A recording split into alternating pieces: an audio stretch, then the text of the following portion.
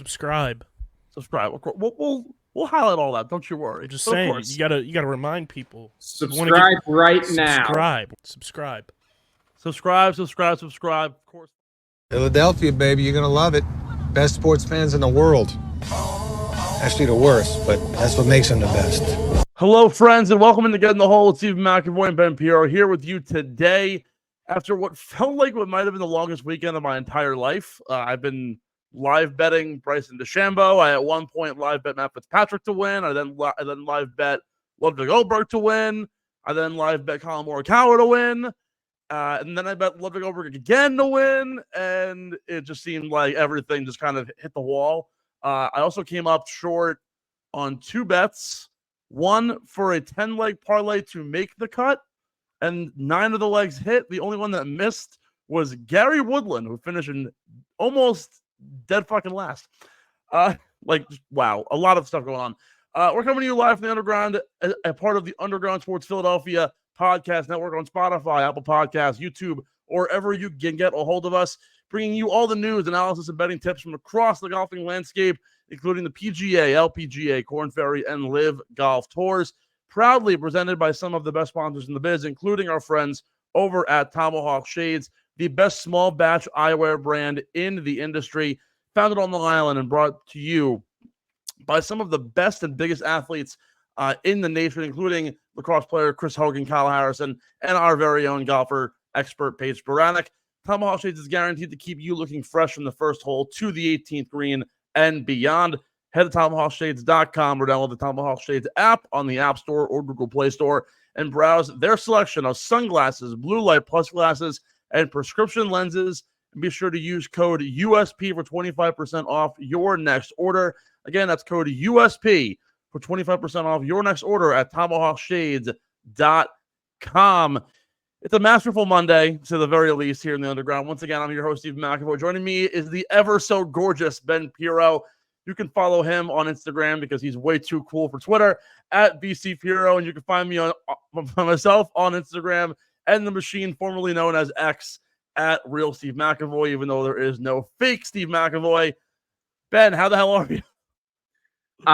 It's not that I'm too cool for Twitter. I refuse to call it X. I just think it's just like it ain't it, Chief. It ain't. It isn't forever Twitter. There's no ever reverting to this idea that we're calling it X. I'm glad you and I are on the same page about that. It's not that I don't like it. It's just that, like, I don't know. It's not really my thing. So, I mean, it is Pirro_Ben on, that is my Twitter handle if you ever want to follow me there. So whatever. Thanks. But anyway, yeah. I'm great. I had a lovely lesson yesterday with my coach. Absolutely just shellacked 2 kids in a short game contest yesterday. Wasn't even close. And got to watch golf all day today. And it's, as everyone knows, it's my favorite event of the year. It's almost everyone's favorite event of the year, every year. Dude, I mean, look, I already told you, when we got on what I thought. Scottie is by far and away the best player in the world. It's not even close. It doesn't matter who it is. If it's someone on tour, if it's someone on live, when that guy's on, he's so much better. And there's miles between him and whoever the second best player is on tour, which honestly, that might be a fun debate that you and I could have maybe next week. I think that could be fun, but because it's obvious to me that he's the best player. Yeah. And I mean, I think he has shown this year, once again, why he's better than everyone. And he simply, when the putter's on, and look, this is the case with most of the guys out there. When the putter's on, they're very tough to beat. But he is so gifted in his long game and his short game, his wedge game, his iron game. He's so gifted in all those other areas that if he's an average putter, he'll have a very good week and he'll have a good chance to win. So that's as far as the player product goes, it was fantastic this week. Big shout out to Cyril Hatton, by the way, who secured me one more point than our very good, amazing co-host Stephen McAvoy. So I ended up having 2 beer money points, and you only had 1. And I finally beat you in beer money for a week. I can't not remember the last time that ever happened. So I am. If I could cartwheel, I would. Take it away. I think it might have been the American Express, which just goes to show you how long it's been. Which is like really like eye-opening, because that was what that was the end of February. No, that's the third event of the calendar year. So that's we're still in January at that point. Jesus Christ. That's when I was about to say Jake Knapp, Nick Dunlap. That's when he won. Sir. Oh well, so yeah, there you go. So since January, and you finally edged me out. The first point, we're going to spend probably the next 40 minutes just talking about what happened this past week. Because honestly, like when I was going through the breakout of the show, we don't even know what the final field is yet for the RBC Heritage as we record here on a Sunday. Because it's like, first of all, it's a signature event. The only person that we know is not playing is Victor Hovland, because he withdrew for some reason, probably because he played so poorly on the back on Friday that he was like, I need to like reset. And the only other person who hasn't committed quite yet, who's qualified for it, is Hideki Matsuyama, who also had a pretty poor week for all things considered. So we don't really even know anything about that. So we're going to kind of go into that one blind. But at the very least, we can go over what happened over what felt like a marathon of a weekend. I spent almost the entire weekend on the couch. I watched every ounce of coverage. I was like a sponge the entirety of the day. I spent 2 hours listening to Shane Bacon talk about grass. I spent an additional 2 listening to Brandel Chambly talk nonsense. And then I spent the rest of my time for about a collective 12 and a half hours listening to Vern Lundquist just say, oh my goodness, on the 16th hole, which was fantastic. And I want to give him so much credit and so much love and appreciation. This was his 30th Masters and his final one. He's retiring now. And before we even get into the Masters talk, like Vern Lundquist was one of the people who I listened to a lot as I was growing up and watching these events. And just like, I always wonder, oh, who's that guy? And my grandpa liked him a lot. When Nance was first coming up, my grandpa was like, oh my God, like Jim Nance is really good, but Vern Lundquist is the guy. And I would like listen to his calls. And it's amazing when like your career as a broadcaster is dictated by what happens around you. I had friends who have called the Quinnipiac National Championship their first ever in program history. I've had friends who have called NFL games. I've had friends who have called MLB games. I have had friends who called the only 4 home run game in minor league baseball history. And then you have like a situation like Vern Lundquist, who has managed to get Tigers 2005, was it? Chip shot. He's had every iconic moment he's called every shot basically on the back 9. He's called every hole at some juncture. He's called Rory's hole out with Collins on 18th from 3 years ago. He had Tiger's call. He's had Jack Nicklaus's call on the 17th. Like, he's had so many iconic moments, and he just does a great job just letting it happen. He doesn't say anything that's not out of pocket. He talks to you as a person sitting on your couch. Like, hearing that Tiger call over and over again in 05, like, he literally goes, never in your life have you ever seen something like that. And everyone's sitting there watching and saying, I've never seen this in my entire life. Like, that just goes to show you how impactful he was as an announcer. So congratulations to Vern on a great career. Hopefully we'll reconnect with him soon at some juncture if he can ever call golf again. But an incredible career from Vern. Getting into the real nitty-gritty here, you're right. Scottie Scheffler is miles ahead of everybody else, and it's like scary. Who would have thought that an inch and a half on the back end of a putter would make such a difference in a month and a half long span, where Scottie Scheffler only gained a half a stroke putting the entirety of the week. And he gained, I think, 4.5 total, which beat the rest of the field by at least 1 stroke. that just goes to show you how impeccable he is in everything else. He gained 4 strokes tee to green. He gained one and a quarter off the tee. He actually played pretty average on approach, but even then for him, average still finished 11th on the board.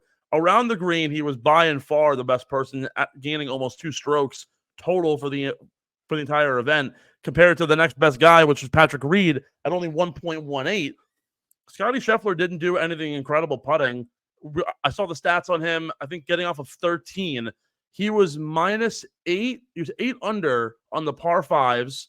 He was 1 under on the par 3s, and he was 1 over on the par 4s, which going into the week, if you were expecting a score this low to be around the 9, 10, 11 range, which is kind of the consensus, although we have seen higher scores in the past, the key is just to win on the gettable par 5s. Make it there, make your eagles or your birdies, which in his case, he didn't even record an eagle for the week. So that right there just goes to show you how dominant he was in just playing consistent par golf and just getting through the course, doing his thing, and moving on. Felt a lot of guys got very aggressive this week. A lot of guys suffered tremendously trying to go for too many pins, and that just isn't how Augusta National works. Nikolai Højgaard had, I believe, a triple on 10, which he got way too aggressive on the line and wound up 4-putting it.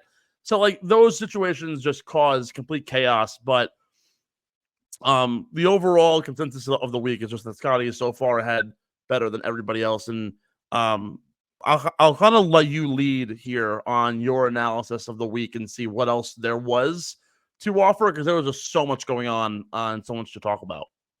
Yeah, real quick, I just wanted to give. I'm happy you did this. I want to give Vern Lundquist his flowers, as you like to say. For real. I mean, he is. What's the line from Ted where it's like, "I want to sleep on a cloud of your voice"? I actually don't even know what you're referring to, but I'll ride with it because it's a very McFarlane line.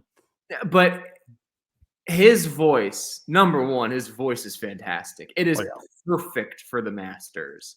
And I think in Vern's case, look, you're much more of an expert in like the TV production, sports announcing field than I am by far.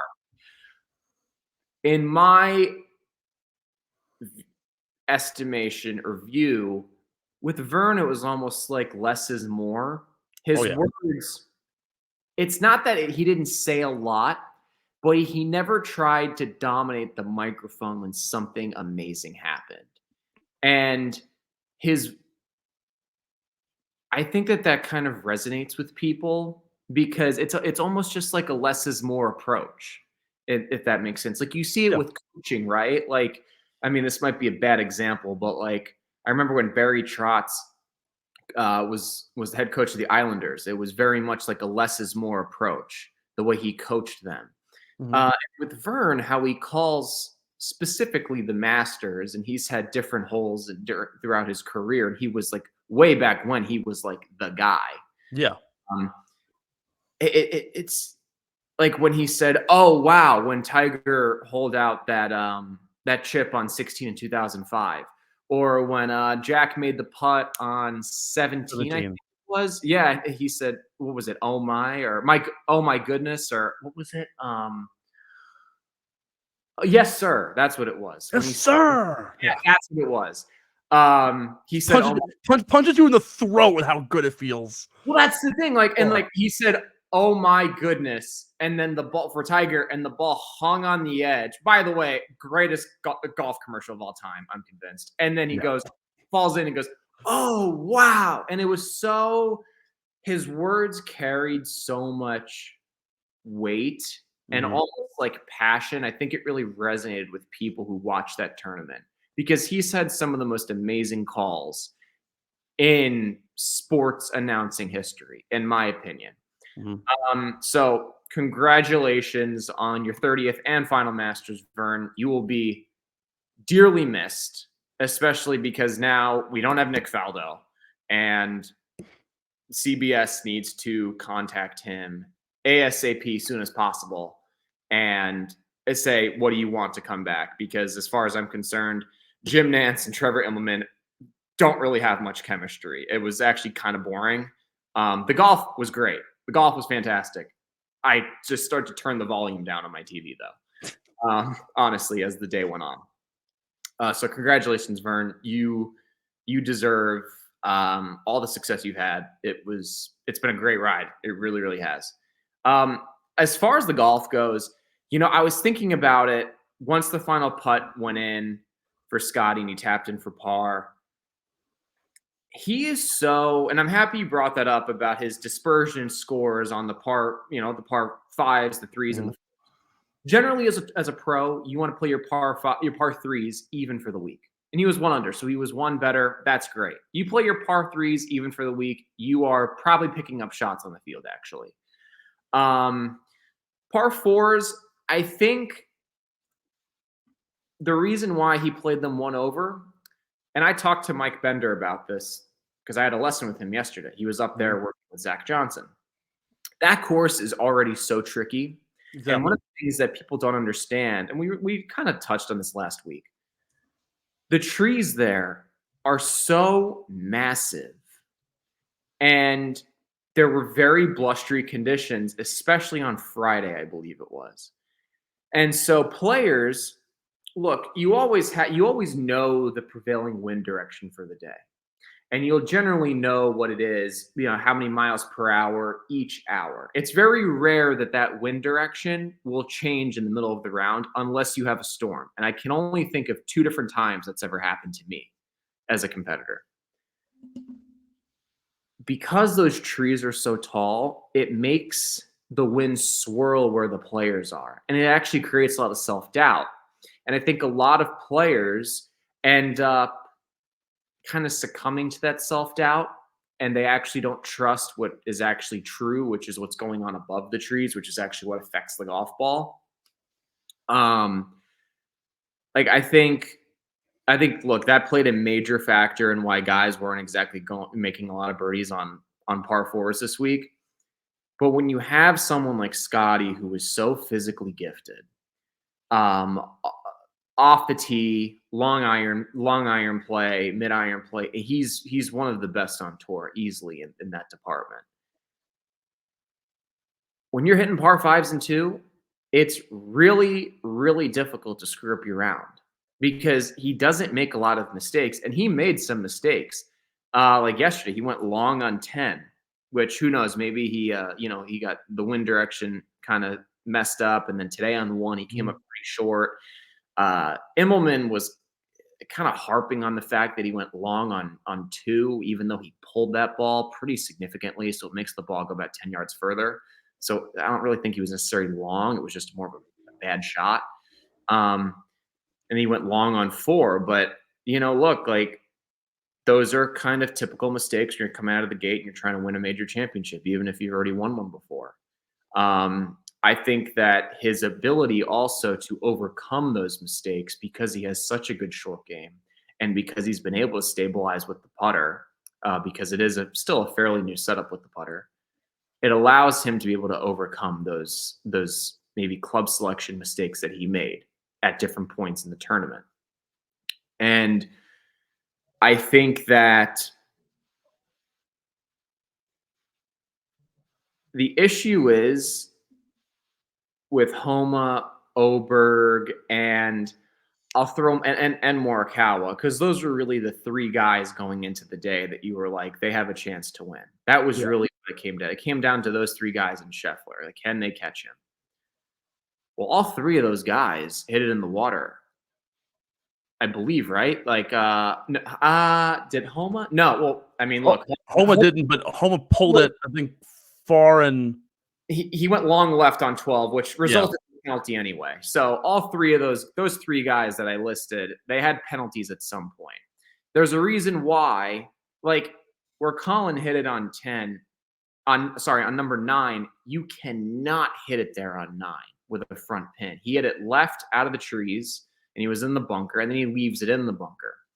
That golf course, when you're making doubles, it's too difficult. Especially when you're trailing, it's too difficult to make up for that. 1 double, let alone 2, because he ended up hitting it in the water on 11. And so at that point, he was out of it, right? You look at Oberg. I believe he has Ricky Fowler's old caddy. Is that who he has? He might. I'm not sure, honestly. I think that's who it is. Look, he had just hit on 11 off the tee. He actually hit that ball pretty far left. That's also like, I believe they said an 85-yard wide fairway, so it's pretty hard to miss that fairway. But then I believe with what was a slightly hook lie, a slight hook wind, he hit it left, and you cannot hit it left there. I believe it was Ben Hogan used to purposely try to miss the green to the right there. He would literally aim right. And he always, I think it was him that said, if I hit the green there, it's a bad shot. Yep. That's what he said. I think it was Ben Hogan. So, and look, he's very, very young. So I don't know what the discussion was between he and his caddy there. And then Homa, he had too much club. I don't think he necessarily pulled it because he looked like he liked the shot, whether it was adrenaline or he just hit it too hard because it looked like he tried to take a little bit off of it. He flew it way too deep on a course where that whole 12, the landing area is so small there, and you cannot, given how firm that course was playing due to all the wind, and you could see it was kind of, browned out a little bit, right? Yep. You cannot go long there. You cannot. Zach went long there in the second round and made triple. Cost him an opportunity to make the cut. And it cost me a beer money point. So, just had to throw that in there. It also caused Zach Johnson some unnecessary heat, but we'll talk about that later. We'll get into that later. Regardless, though, when you have someone who's as physically gifted as Scheffler, who doesn't make a lot of mistakes, and when he does, normally he's able to overcome them. Mm-hmm. I mean, look, he missed a short putt yesterday on 10. He ended up making a double bogey. I mean, a lot of guys, that would derail them. But he's so tough between the ears, and he makes so few mistakes already, and he's so skilled. He's so dominant off the tee, and he's so dominant into the greens, and he was putting well. It's really, you can't afford to make those mistakes. Mm-hmm. The ones that Oberg, Morikawa, and Homa made.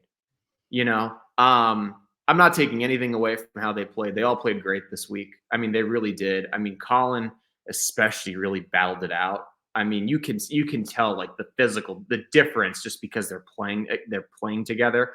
You can see Scheffler is so far ahead physically of Colin. Just the overall physical skills, the length, just the raw talent when it comes to ball striking. I mean, and Morikawa has already said, he's like, I'm not the most gifted ball striker. He said that. He said that on his Instagram one time. So, and I think Scheffler is also more gifted than Max Homa, even though Max Homa is very, very good. I think if anything, from pure talent perspective of those three guys, Oberg's probably the most talented, but he lacks the experience. And so for him to win in his first event, I mean, look, the kid played great. You're 24 years old or however old he is, and you just finished top 5 at your first Masters. I mean, hats off to you. That's amazing. But that's really my synopsis of the week. A little bit disappointed that LIV guys didn't play better. I thought that we would see some LIV guys at the top of the leaderboard. I know some of them had like kind of backdoor top 10 finishes. Mm-hmm. I was a little bit surprised by that. I was a little bit surprised with how John Rahm played.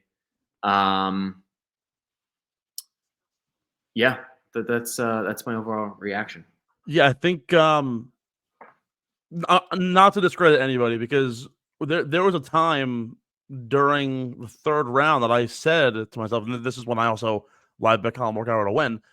Like, Colin Morikawa, not for nothing, despite the struggles that he's had over the last, let's call it 6-7 months, the guy came, with the exception of this round, was a stroke or two away from having 3/4 of the Grand Slam before he turns 28. Yeah. Like, and less starts than Tiger, by the way. Exactly. And only 4 guys have ever done that anyways. And if you were to get on that list, which is already on a pretty damn good list, I think, what 2 majors before 26, which only includes, Jack, Tiger, I think Seve, and Gary Player. Pretty damn good company to be in. If he was to get there, right, and Colin was to win, we would actually be having the conversation of like Colin Morikawa, despite the struggles, is still a top 5 golfer in the world. But he sort of shit hasn't played like it in the last 7 or 8 months. And a lot of it that's been due to the putter. And Colin beat himself today, really. The double on 9, the double on 11, dumped it in the water. I think everybody just kind of beat themselves because they realized that Scottie was at, I think, 9 under going into the back. And only then, actually, sorry, he was 8 under going into the back. Everyone's about a stroke or 2 off. Ludwig dunks it. You're right. He does have Ben Scovrin, the former caddy of Ricky, and also Tom Kim. So like, got aggressive with the line, didn't really work out very well. Kind of hooked the ball a little too much. Dunks it in the water. Same thing happens to Colin. Max doubled on 12. Everyone had that one crucial double late. I feel like this happens every year. It's like a broken record. It's the same thing as I had mentioned weeks ago with Xander, the year that Hideki won the Masters. He dunked it in the water on 16, and that was his crucial double. He fell off 2 or 3 strokes, and he was out of it. Yeah, just to tack on to that, when Tiger won 2019, I believe it was Molinari. He hit it in the water on 15, the par 5. He hit the tree and it went in the water. I'm assuming he must have made double there. Yeah, you're right, actually. It seems that there's always at least one instance where someone who's like contending late in the back 9, they have, I mean, like, we know very well what happened to Jordan Spieth. I mean, oh my goodness, that one year. It seems to happen to somebody every year. But also, like, it makes sense because at the end of the day, in almost all these scenarios, Hideki was up by 2 strokes. Scottie's up by 2 strokes. Tiger was more neck and neck with everybody else. But for the most part, someone has this lead. You know that they're a dominating force so far this week. Hideki was playing the lights out back in 2021. So, like, it all made sense why everyone's trying to get aggressive. But it shows that poise and calmness overcomes all. There's a reason why Tommy Fleetwood finished 3rd this week at 4 under. And I don't think he didn't make a significant mistake the entirety of the week. He actually had the least amount of bogeys amongst anybody in the field. And that includes Scottie Scheffler. Yeah, consistency was key for Tommy, and it led to him playing so well. Max beat himself, Colin beat himself, even Bryson beat himself, particularly on Saturday. Just was not finding the ball where he needed it to be. He had 4 bogeys on the back, including a double on 15. Didn't even dunk it in the water. Just had a porous 3-putt after a bad bunker shot. So, like, these guys just simply beat themselves out of it. And I think that and again, this isn't a knock to anybody, but Scottie was just so overwhelmingly good going into the week. And everyone basically after day 1 was like, the only thing keeping Scottie Scheffler away from the green jacket is Meredith going into fucking labor. And I think it was Joshua Beal put out a great tweet. He was like, the only thing now as we go to 16 is a really bad sadistic prank call that's going to keep Scottie out of this talk. First of all, imagine someone doing that. That would be crazy. Actually, the fact that you say that, I was literally sitting there today watching. I was like, I really hope someone just doesn't open up their mouth. It's like, oh, like your wife, she's in labor. Oh, someone posted about it. And like, it wouldn't be true. And I'm just like, oh my god. Imagine it. Could you imagine? I mean, that would be the most screwed up thing ever. I feel like a Masters official would definitely be the first person to get word of this. I would hope the first person they call is the clubhouse and be like, hey, I'm going into labor, or hey, she's going into labor. The worst part is that all the family is there. Scottie's whole family was there with the exception of his one sister, who I don't know where she was, but like, she's the only person without a phone with a phone. Like the crazy funny part about the Masters is that, like, this guy left his phone. This woman could have given birth already, and he would have had no idea, not a fucking clue. But actually, I want to bring up a second point here. Number one, I'm also surprised with how the LIV guys played. John Rahm said it probably the best. He was like, I couldn't get a feel for anything. The round 2 conditions were so impeccably crazy. I think the scoring average was like a 75, 76. The cut line jumped from 2 over to 6 over, which saved a lot of my picks middle of the week. By the way, shout out to Justin Thomas going 7 over in 4 holes. that was probably the worst meltdown I've ever seen in my entire life. But like John Rahm said it the best, the conditions were just so overwhelmingly difficult. And it's why you saw guys like Brooks, like Thigala, like Adam Hadwin, Tony Finau, even Tiger. And then some guys who even missed the cut: Sergio, JT, Wyndham, Justin Rose. I think Wyndham made bogey on 18 and would have made the cut had it not been for JT screwing it up and pushing the cut line down. And losing it out for him. Sam Burns missed the cut. Spieth missed it. Brian Harman got blown up on the back nine on Friday. Victor Hovland, Bubba Watson, a ton of names. And then even DJ, who finished almost dead last. Like, just a really overwhelmingly difficult golf course. And it showed the composure of some guys to play low. And you had to, like, looking at it now, those round one scores kind of determined the leaderboard, with the exception of Danny Willett, who fell all the way down with a 6-over performance. Actually, shot 75 or worse his final 3 rounds.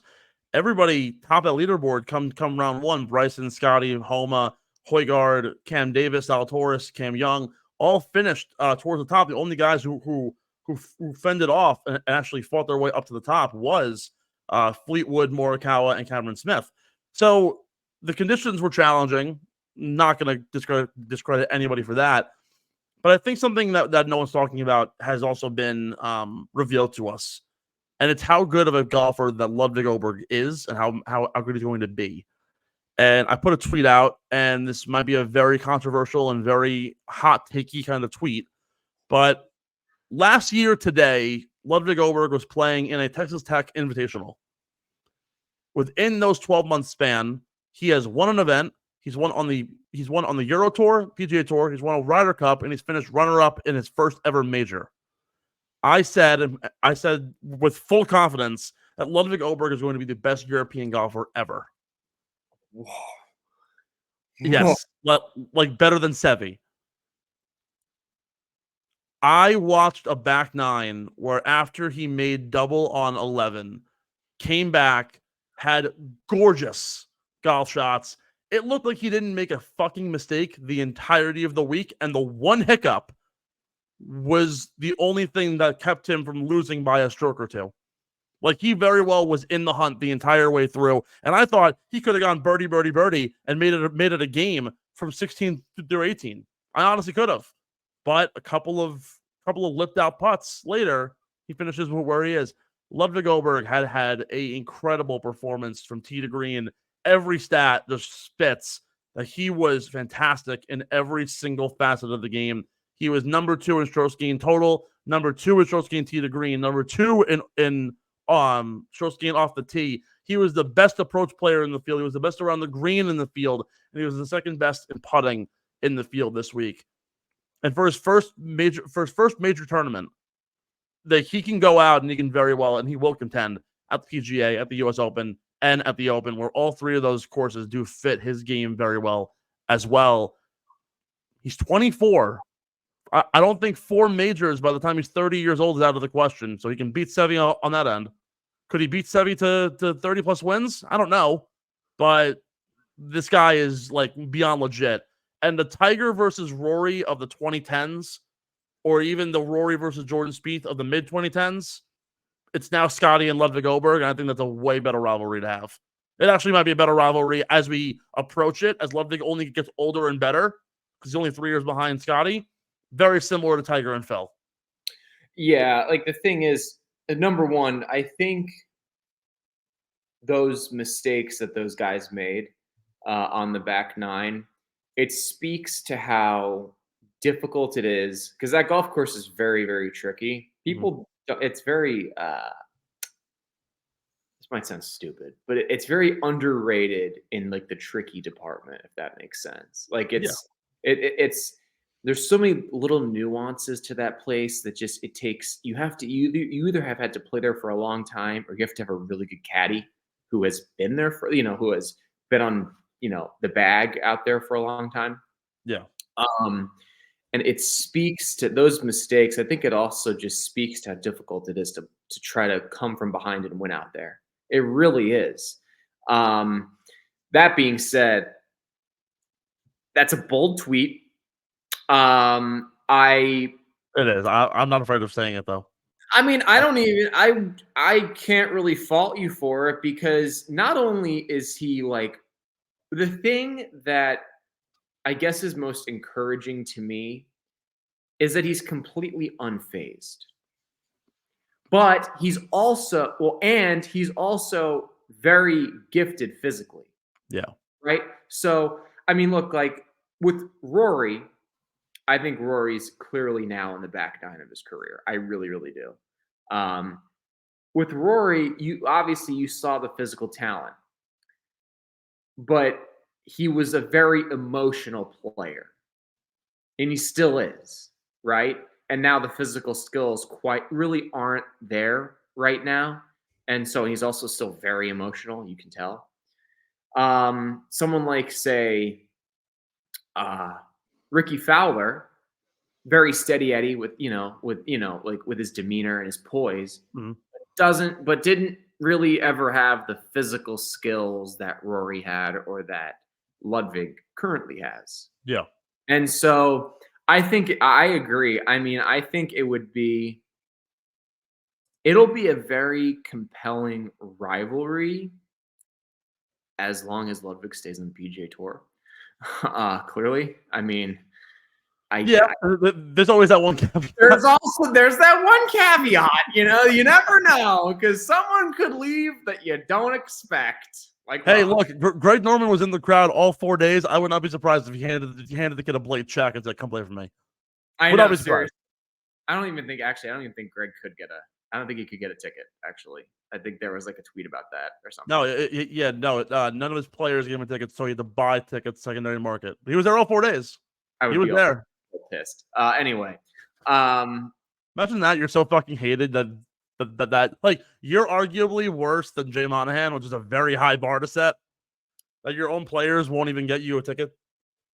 He's done a better job than Jay Monahan. I mean, I think currently. I think he's a puppet. Anyways. Anyway, yeah, I think both of them are puppets. Anyway, I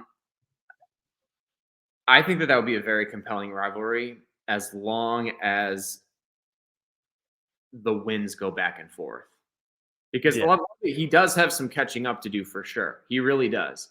I mean, look, like I say that, he hasn't even played a full 365 days in the PGA Tour, and I don't see any reason why he couldn't. It's interesting, like both players, both Scottie and Ludwig, are very poised.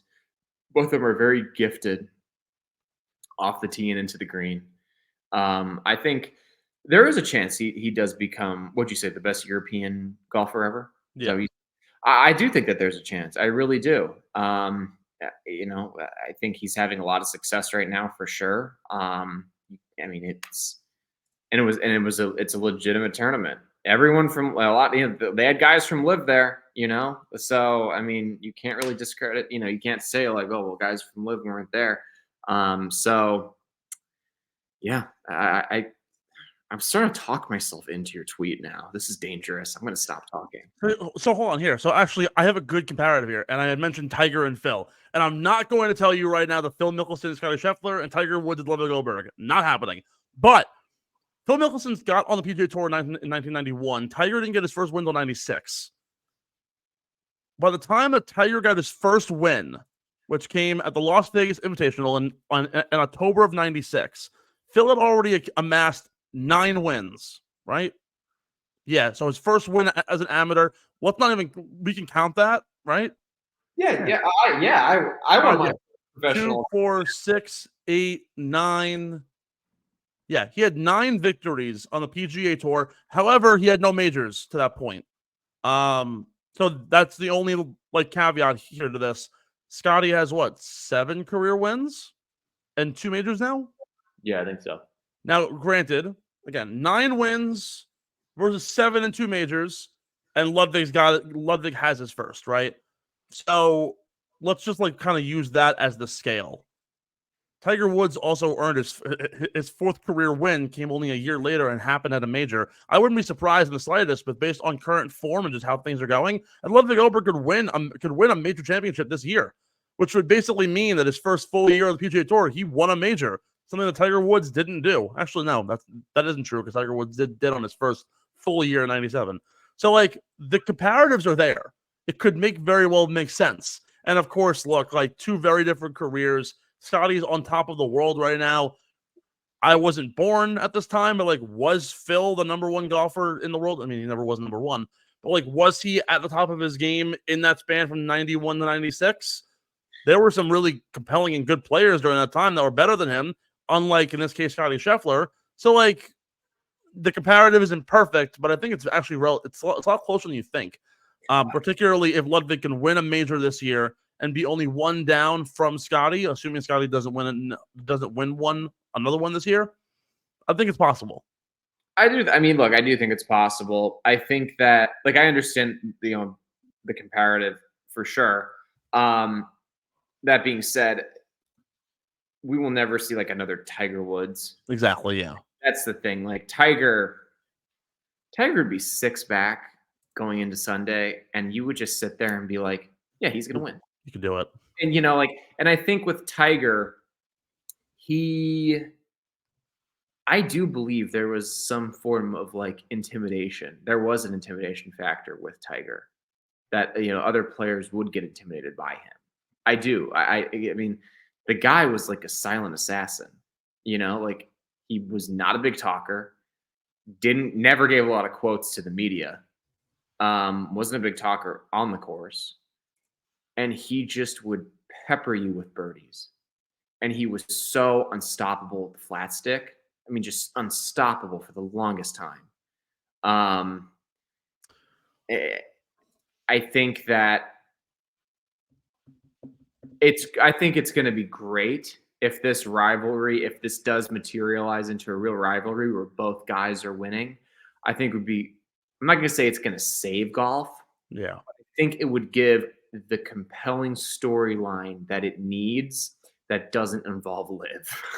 I think so. The alternative comparative that you could also use is like Rory to Jordan Spieth, but I don't think there was ever a rivalry there. It's just but hold on. But it's two very strong, compelling players. Rory came out in 2010. He won a major in his second year, or he won 3 majors in 4 years. 3 years, yeah, 4 majors in 3 years. Jordan Spieth came out 2 years later, so similar to that timeline of Scottie versus Ludwig. Got two quick majors. Granted, the reason why Phil and Tiger is more compelling is because obviously longevity of career. Rory is on the back half, and it took him only about 10 years to get there. Jordan Spieth has not been the same player as he's been in the last 9 years. So, like, when you look at it from that lens, we're almost like handicapping the longevity of career between both Scottie and Ludwig, which I don't want to do. But yeah, I just think that this is so overwhelmingly interesting, and it's only going to get better as we enter the new wave where Scottie's the world number one as an American. Ludwig could very well get to world number 2 very soon as a European. And next year, the Ryder Cup might be the first time that we actually get that apex point, because we have not had, since Tiger and Rory, a dominating American versus dominating European like that. Like, again, Tiger, Phil, it's 2 Americans. It's a little bit different. They're teammates, and a lot of it was just Phil was kind of always in Tiger's shadow because Tiger was always number 1, and Phil was never there, and it was kind of like jealousy. Hey, how can I try and get there? This is legitimately the best American and the best European, and every 2 years they're going to duke it out. They're going to duke it out both on the course and in the Ryder Cup. That's crazy. Well, and like it took Phil a very, very long time to get his first major. He didn't win his first in 2004. I believe it was at the Masters. Yeah. That putt, and he jumped like 6 inches in the air. Still amazing. Also great. A good burn call, by the way.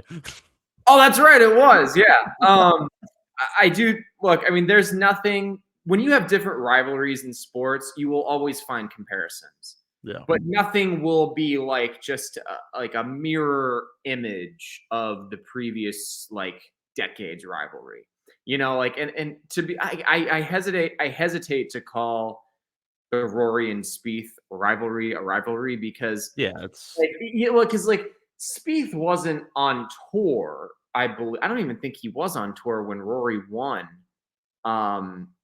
his 3 majors, because he won the US Open, and then he won the Open and the PGA in 2014, I believe it was. Does he have a 4th? Does Rory have a 4th major? 4th major?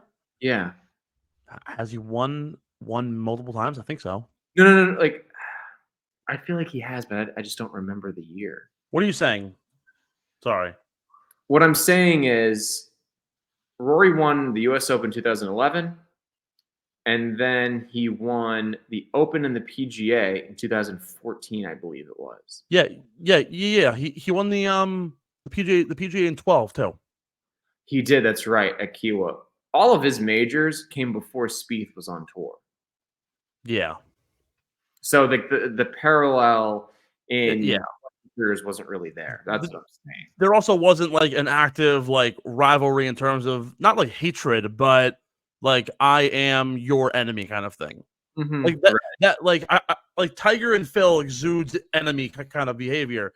What's even cooler though with this is that, and I think Scottie and Ludwig are both very nice guys, and they're both very like calm, cool, collected. I don't think that like they would hate each other, but the idea that like the media will certainly pit them against each other, particularly in a Ryder Cup setting, that's really the apex point of that in terms of the golf landscape, which is fantastic.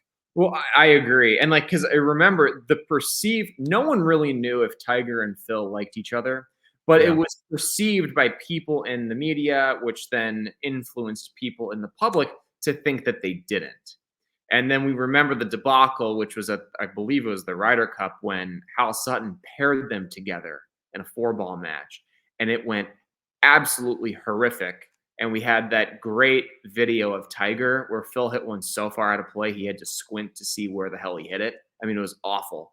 Mm-hmm. I think over time they were just like, yeah, we're on the back end of our careers. Like we can like hang out and like, do some stuff together for golf. Like fine, because, they're older and I'm sure they realized like they're on the back end of their career clearly. But I agree. Like it'll be interesting to see like if this does continue to materialize.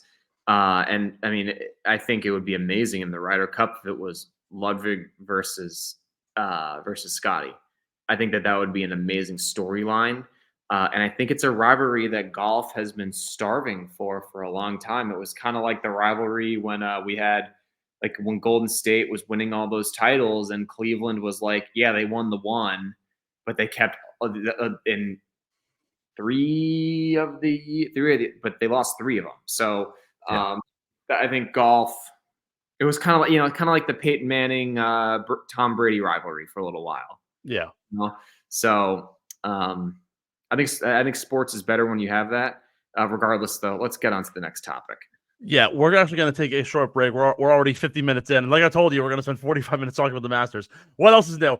But the funny part is there's actually even more to talk about with the Masters. We're going to take a short break, and on the other side, we're going to dig a little bit deeper into what happened this weekend at Augusta National and see what can we expect for the rest of the year if this was a ticker moment for anybody on tour across both tours, both LIV and the PGA.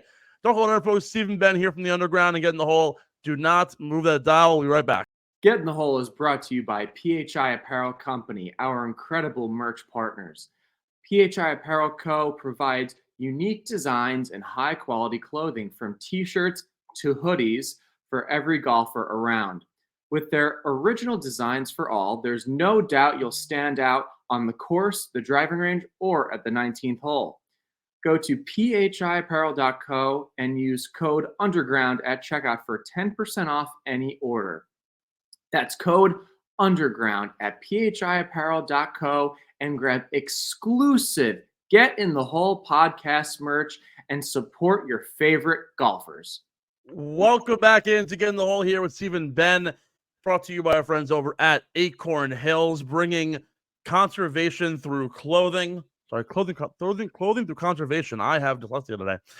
Bringing you stylish apparel for on and off the course, all using biodegradable packaging. Acorn Hills is guaranteed to make you not only feel your best, but also play your best in apparel that's all biodegradable. Use code GITH15 for 15% off your next order at acornhillsco.com and look your best from the ground up. We are also sponsored and brought to you by our great merch partners over at PHI Apparel Co., providing unique designs and high-quality clothing from T-shirts to hoodies for every golfer around. With their original designs for all, there's no doubt that you'll stand out on the course of the range and at the 19th tee, and the 19th hole and beyond. Go to phiapparel.co and use code UNDERGROUND to check out for 10% off any order. That's code UNDERGROUND at phiapparel.co and grab some exclusive Get in the Hole podcast merch and support both me and Ben in our endeavor to hopefully expand our lineup of apparel to quarter zips and beyond. I'm trying to get a putter cover designed for us. That'll be a process to do, but we'll try our best to make it happen. So Ben, as we now turn the page on an incredible 88th Masters, we get now into the murky waters of what's to come as we lead up to the PGA and then the US Open and then the Open and finally the Tour Final. And the question that I have is, what do we make of this past weekend at Augusta National? And what does it mean for the remainder of the year? What are some of the storylines that we're looking forward to? What are some of the things that we learned from some players who might have underwhelmed throughout the year but showed out here at Augusta, or vice versa? And what do we has our opinion on anything shifted at all? So my personal opinion, a couple of my personal opinions have shifted a little bit. I know you know this. We both knew that Ludwig Åberg was a stud. Clearly, I mean, he's had a very hot start to his career. When I saw he was so high on the odds boards, though, for the Masters, I was a little bit queasy to pick him because it was not only his first Masters, but it was his first major, and I think that that's a very difficult position to be in. And the fact that he showed out and played so well, I know you talked about this a little bit. Is it possible that he gets his first major in his first full year on the PGA Tour? I mean, it's definitely a possibility. I mean, you could certainly, if you're a betting man or betting woman, you could certainly have worse picks, honestly, for any of these next three majors. That's one thing. Max Homa, I don't really think he's gotten enough love on our show yet. He kind of had a hit or miss year at times. He had some top 15s, which he kind of is. He's always been, recent memory, he's been a top 15 machine. But he also had some really off weeks where he really struggled and he actually played kind of some ugly golf at times. He has two top 10s in majors, and they're both in his last two majors. And I really think he's actually starting to figure it out when it comes to the biggest stage, which are the four major championships.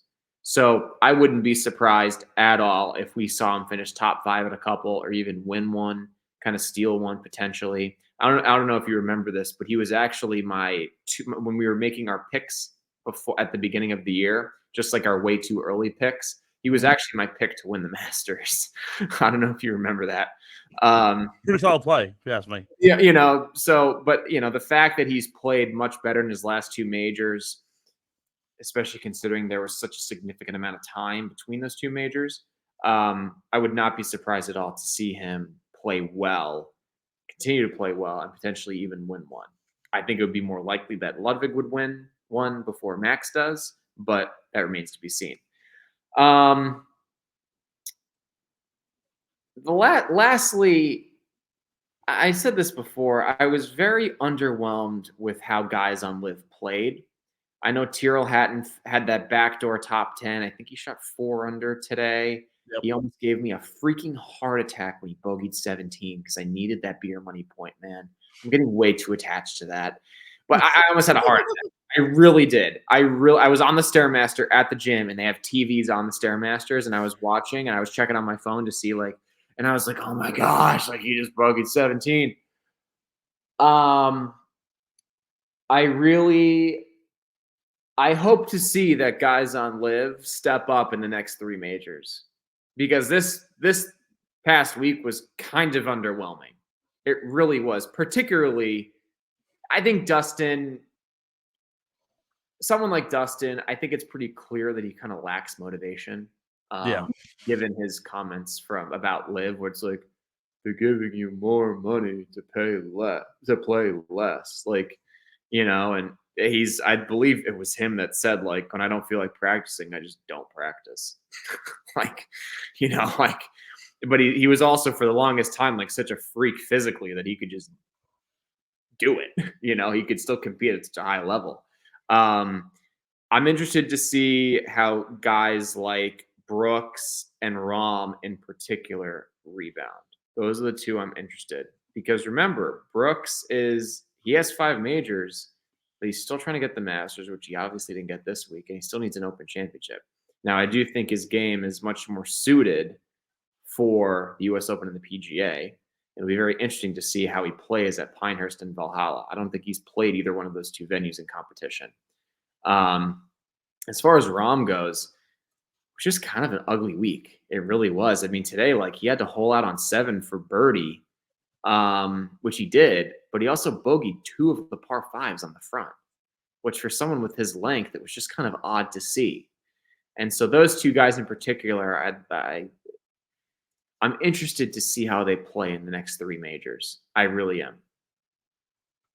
So there's a lot of different things that I took from this week. First of all, Ludwig Oberg is actually within 20-1 odds and like top 10 on every odds board for each of the next 3.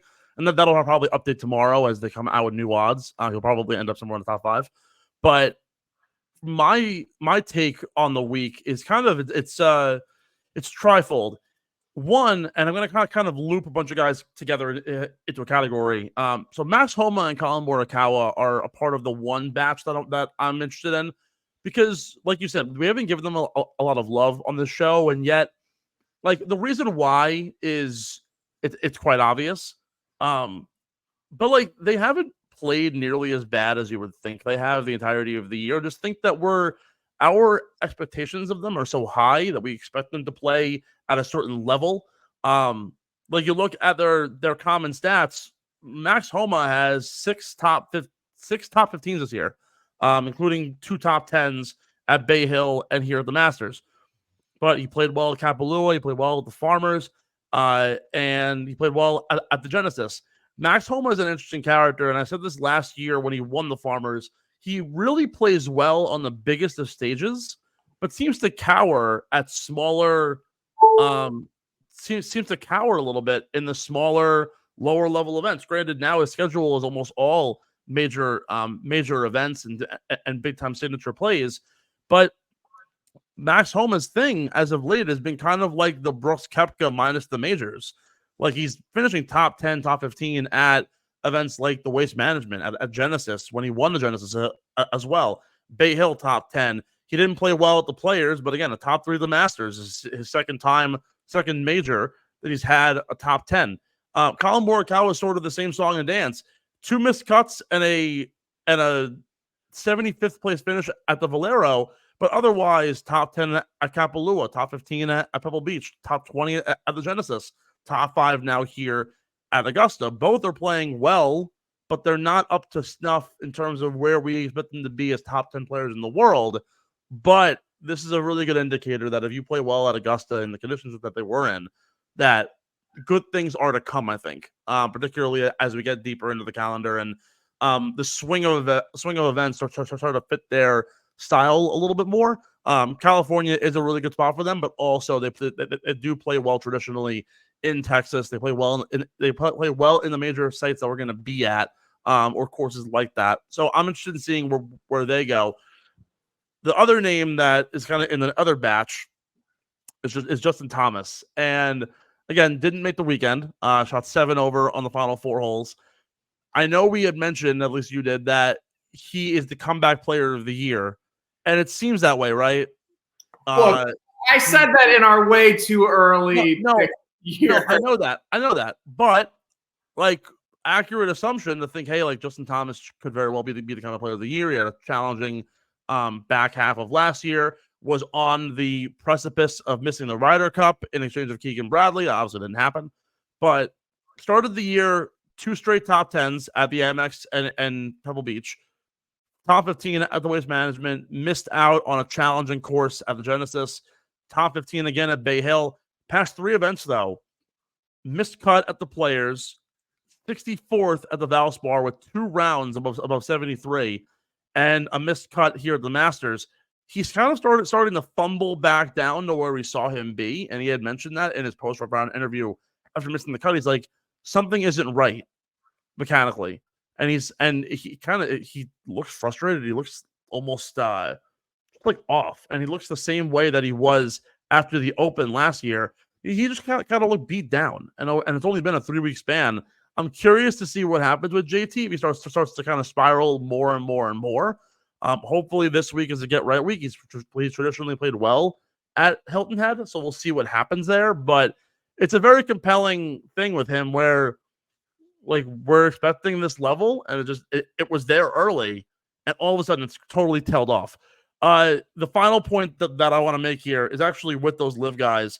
So Bryson DeChambeau, here living under a rock, has created these 3D printed irons by a guy that he knew from college who also majored in physics like him, and they 3D printed these irons. They got approved by the USGA on Monday. He said, fuck it, let's play them. And he was the first round leader, and everyone was like, what the hell just happened? The guy has never made par on this golf course ever. Sorry, par 67 on this golf course like ever. So what happened? I was very impressed with Bryson DeChambeau this week. He showed up. He was very humble. He apologized to even Fred Ridley about his comments about the par 67. He said that he was young, he was stupid. And when asked by Amanda Balionis, like, what era of Bryson are we getting? Because it started out with the U.S. amateur and someone who was supposed to look who's going to be this big guy, and then all of a sudden he started to weight train, and he bulked up, and he was crushing organic milkshakes 17 times a day, and now he's trimmed back down. His ball speed is still up, and he told Amanda Balionis, he was like, I'm reaching my golfer era, like my phase in my life where I'm actually like comfortable in my own skin, and I'm playing a game that I am comfortable with and I enjoy. And he's making it work. He isn't focusing in on the physics of things anymore. And I mean, he's probably still pushing balls in Epsom salt, whatever. That's just him. He's a weirdo. Then again, we're golfers. We're all weirdos. But Bryson's finally hit that point where I think that he could very much be in contention at each of the next 3 majors as well, because he still managed to find his way around this golf course and do it in a way that's very different than what we are used to in the past. It used to be grip it, rip it, and just try and hit it as far as you can and have a short iron in every time. Now he's getting more used to the pinpointing of the golf course. And albeit playing for LIV, he doesn't play on such challenging golf courses week in and week out. But if he can kind of turn on that like Brooks mentality where the majors, he figures it out, he could very well be in contention every week. Same thing with Cameron Smith. Again, Brandel Chambly, I think, said it. He said it the best, but he also said it in a very like myopic and weird way. He was like, we don't know how LIV guys are going to perform because they've been playing on LIV. Well, they've been playing on LIV. Like, you could tell how they're playing, regardless of the slope and conditions of the course. You can tell how a guy's playing by the way he's playing golf.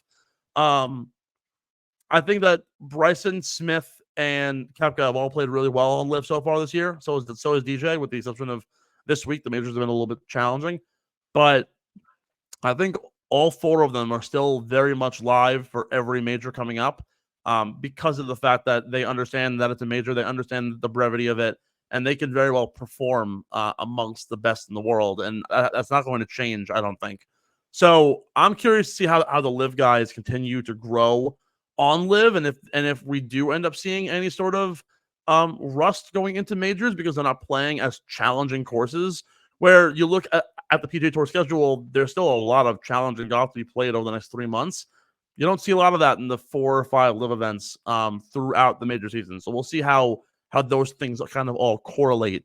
There's other things too to note that are I'm not going to dig into deeper, but I'm curious to see how Victor Hovland comes back. He had a horrible Friday as well. Some guys who seem to be just absolutely dilapidated come the end of the weekend and it's kind of just took off. Actually, there is one more point that I want to point out quickly. Again, not to be controversial in any way, but it might be time to pump the brakes officially on the hope that Tiger Woods is going to win again or be in that winning form. Yeah. Wait, hold on. I realized something today watching his final round. Actually, I've realized it middle of Saturday, late in the round. Tiger's good enough to make the cut at every single event that he plays at.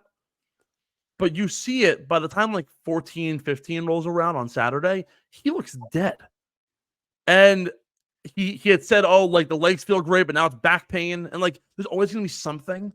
But he like at each of the last 4 times we watched him play, at the Genesis, at the Open, at the Masters last year, yes, he was still recovering from those injuries, but his body just looks dead by Saturday, to the point that like CBS and NBC are giving him coverage out the wazoo.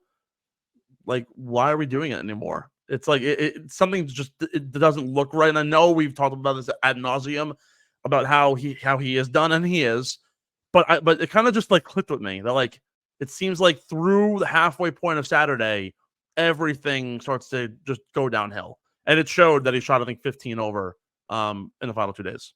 Well, I don't think you're controversial at all. I mean, what were you saying that was so controversial in your mind? I think controversial is the wrong word. I think the word that I'm using here is that like people still have all this hope that Tiger Woods can come back and do something. But you like once you realize that like by middle of the day Saturday, he just looks dilapidated. Like I'm waiting for the day that he finally says, you know what, I'm just gonna take the cart and go to the champion store.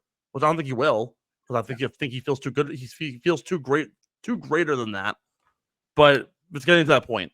He will never be healthy again. No. Like he never will. I talked to a doctor about this. Was back when I was in college.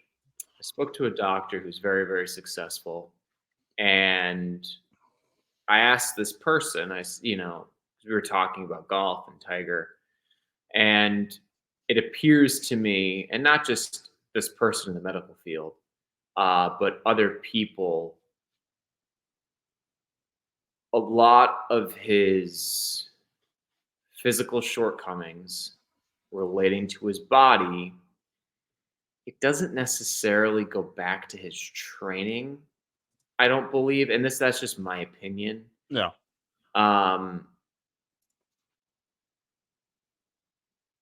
are a lot of people in golf, and apparently now in the medical field, one in particular that I know personally, that believe that he took steroids. And Interesting. I've always been so hesitant to say this because it is Tiger, and he's also done a lot. But let's just call it how it is. I mean, he got very, very big in a very short amount of time. And a lot of the physical issues with his body are generally a byproduct of steroid use. And, maybe the way he trained, I mean, look, maybe was it too hard, especially for golf? Maybe, but you can't ignore the fact that he got very big in a short amount of time. And that because of that, his body is completely broken down. And a lot of the injuries that he's had line up with steroid use. And it was something I was kind of not really sure if I should discuss on the pod or not, but because I'm like, no one discusses it. Yeah. Bizarre. And I wonder, it's just because it's Tiger, I mean, I've had numerous coaches have told me that's just that he was taking steroids. And look, he's done a lot for the game.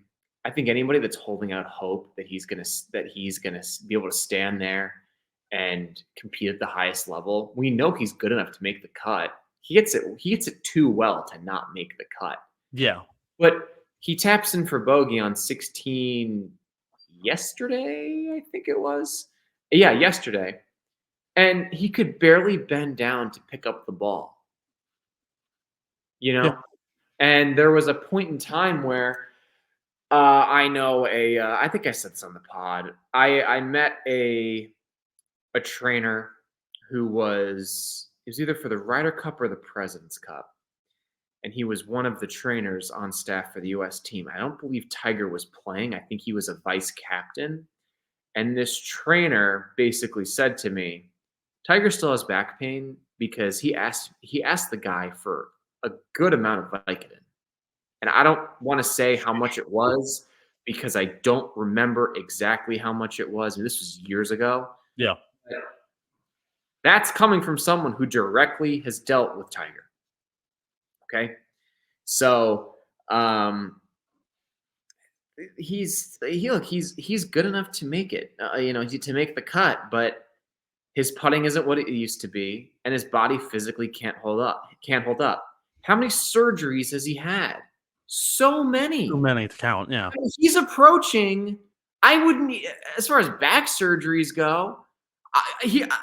In a couple years, I might need 2 hands to count how many he's had. I'm being honest. I mean, think. You're right. Yeah. Like it hasn't been pretty whatsoever. And he's had ankle surgery and knee surgery and foot surgery. Back fusions, it's ridiculous. Oh my gosh. And it's like, no one has, let's just be honest. No one has this litany of surgical procedures in a non-contact sport. Ever. Who wasn't maybe, juicing a little bit. Let's just be honest. Yeah. And I know it's probably a very uncomfortable conversation. And if anybody hears this, I know I'm going to get killed for it, but I'm just going to call it how it is. And I'm very grateful for what Tiger has done for the game. Incredibly grateful. He has done things for golf that we will probably never see again from a singular person. But at the end of the day, you have to be honest with yourself if you're going to cover golf. Why is he having these injuries? Everyone says he has these injuries. He's not healthy. Well, he's never healthy. Why does he have? Well, it's like he's had all these surgeries. No one's asking why. And if they are asking why, they're not saying it publicly. And I don't know if it's because it's Tiger and we shouldn't. And maybe I just broke a cardinal rule in golf media. Oh, well, breaking news. But I'm not. Okay, well, there you go. Breaking news. I'm just saying, would we really be surprised? No, not at all. Let's be honest. And that's really all I have to say. And look, I hope, I'm sure people are going to sit there and be like, well, they drug test their players and blah, blah, blah, blah, blah. Sure. Yeah. And this is the same tour that conveniently kind of covered up Dustin Johnson's failed drug tests when it came to cocaine. Conveniently, one of his suspensions coincided with him hurting his back while he was moving a jet ski. Be honest. Well, one of his failed tests coincided with that. So I hate to push us off of this topic because there is a lot to dive into, and we'll probably have more time to do it at a different point. But we have to move on. Yeah, I was done. You're all good. So the RBC Heritage this week in a complete earshot of what feels like is going to happen in 14 weeks. By the way, your hair does look great. Can anybody ride the Masters high going into the RBC Heritage and the next signature event of the year? Also, I fucking hate how the PGA Tour has to put a signature event before or after a major. I hate that. Everyone's gassed. Morikawa got off the green today at 18. He missed the putt for par. He tapped in. He taps in for bogey, and you audibly hear the, oh, it's over. Holy shit, I'm dead. And now he's going to go back out and try and beat Scottie Scheffler again, which God knows, can anybody actually do it? Can anybody ride the Masters high not named Scottie Scheffler and do something big this week at Harborhead? I think there's a couple guys. I mean, I think Morikawa could do it. The course, Hilton, this course is very different from most courses on the PGA Tour because most courses on the PGA Tour, the fairways are very big. It's wide open. You can kind of hit it anywhere. It's almost better if you miss the fairway to miss it by 50 yards because the grass is trampled down, so you can get probably a better lie. This course is completely different, and I know we'll touch on it later. It's very narrow. At times, this event, it can be very windy. There's OB everywhere. It is a classic placement style golf course. That being said, obviously Ludwig, very talented ball striker. Tee to green, very good. I could see him continuing to play well. Wouldn't be surprised if he won. Colin Morikawa, even though he's not as physically gifted as a ball striker, I think his ball flight would probably serve this place. His natural fade probably fits that course well. Who else would there be? Max Homa, another guy, his natural fade, I think that kind of works well, especially because like Max in particular is very good with stingers, I've noticed. He's actually kind of underrated, and that's a shot that you kind of have to hit out there. So, yeah, I'd say those three guys. I know it's easy to say because they kind of just played the best out of everybody else, but those are three guys I think that would ride the positive wave, the positivity wave. You know, I actually totally agree with you. I think actually don't be surprised if a lot of the guys who didn't play well this week at Augusta come out and play really well at Harbortown. Again, the conditions at Augusta were just so overwhelmingly difficult that you could have shot 7 over for the week, and that's a very good score. Like Hideki Matsuyama got off at I think +6, and he was interviewed by I believe it was Jim Nance, and he was like, I played pretty good. For all intents and purposes, I played solid. I'm really interested in seeing what's happening. Lots of wind to be had. Very small greens, very narrow golf course. Will in fact be windy down in South Carolina. And with that being said, we will jump into our beer money picks of the week, presented by Kenwood Beer. He's clean, he's bright, and he's had a great taste to boot. Kenny's the routine choice of folks who want to balance flavorfuls, no frills beer that is right for any occasion. He's only 120 calories and 8 grams of carbs. He's as good as any beer you could have gotten at Augusta National, and probably for about the same kind of price. Some call it the best light beer they've ever had. We just say you cannot beat the original. Head to kenwoodbeer.com and use the Kenny Tracker to find where you can get your hands on some ice-cold, refreshing Kenwood beer from your favorite liquor stores in New Jersey, Pennsylvania, and Maryland. Must be 21 years or older to do so. And, of course, please drink responsibly. And for those of you gambling along with us, please gamble responsibly as well. We lead off with our top 20 picks at Harbortown. Ben, lead it off. All right, this is tough this week because we don't have the odds boards to go off of. So I'm strictly just going off of the current players list of who's going to play. Top 20, look, this is a ball striking kind of golf course. It really is. You need someone that can get off the tee, that can keep the ball and play well. Someone who's played well in kind of blustery conditions, and someone who's still looking for their first PGA Tour win. I'm going to go with Cameron Young. I think his game kind of suits his place well. I think a top 20 is very, very doable for someone of his ability. It's tough to pick guys for a top 20 in an elevated event because they're all so good. So I'm not really sure what the value is there, but I'm going to go there. Yeah, we don't really have any values to speak of, but we'll try our best to figure out ways to overcome that.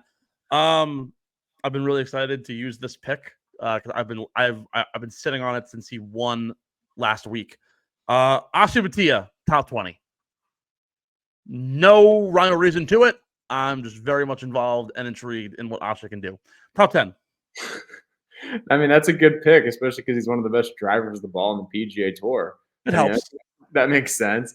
Top 10, I like Brian Harman. He's had a couple of extra days to prepare for this one because he did miss the cut. Your Masters pick. I do think, though, that his ability, from my understanding, I think this course suits more of a fade, but him being a lefty, he naturally draws the ball, which for a righty is a fade. So I could definitely see him having a good week this week. A little bounce back week for Brian Harman, top 10. With the exception of Akshay Bhatia, you're going to see a very common thread amongst all of my picks. Top 10, I'm going to ride with Cam Davis, who had a terrific week at Augusta National this past week. Again, very poised, very confident. He's a pinpoint kind of golfer. He doesn't hit the ball the furthest out of anybody, but he most certainly hits it straight and can pinpoint his way onto the greens. Listen to this: finished fifth for the week in proximity to the hole. That was a pretty damn good stat. Top 5. Top 5, I'm going to go with someone who's had success on narrow golf courses. This particular player, he won in his first ever PGA Tour start, which was at the Sony Open in Hawaii at Wailea Country Club. He also lost there in a playoff, so he's had success on narrow courses. Historically, Wailea is one of the more narrow courses on tour. That being said, I'm going to go with Russell Henley, Georgia Bulldog, top 5. I was very upset with Russell. Yes, he screwed me in my my DFS picks this past week. My top 5, I'm going with Xander Schauffele. Could very well win this event. Needs a big win. We say he can't close, but he was as consistent as a rock this week at Augusta. I was literally like biting my nails on 16 today, just like waiting for him to do something bad.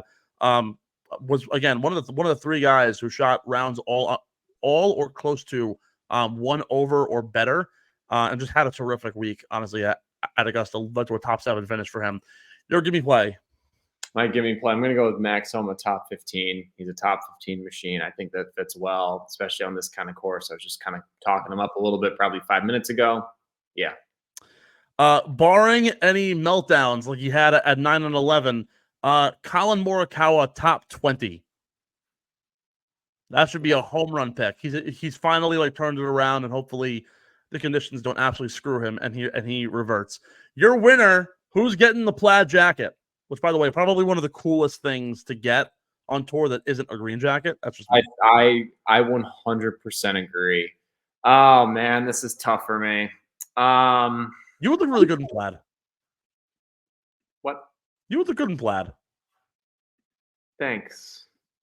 Just saying. Okay. Well, you know what? I'm going to be obnoxious. Ludwig Oberg's going to win this week. He's going to win. I guess if you're being obnoxious, I will too, because I literally had it written down for 20 minutes. Shut up. I had that written down for about 25 minutes. I was like, I'm going to be an asshole for saying this.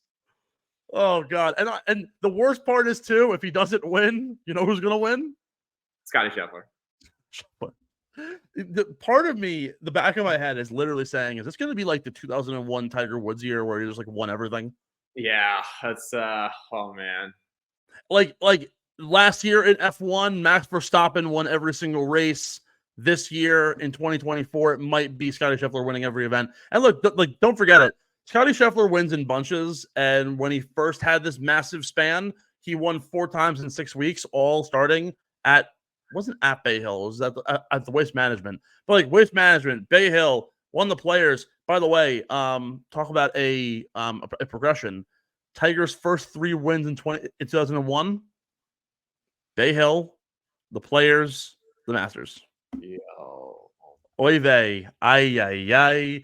History, it has a great way of just repeating itself over and over and over again.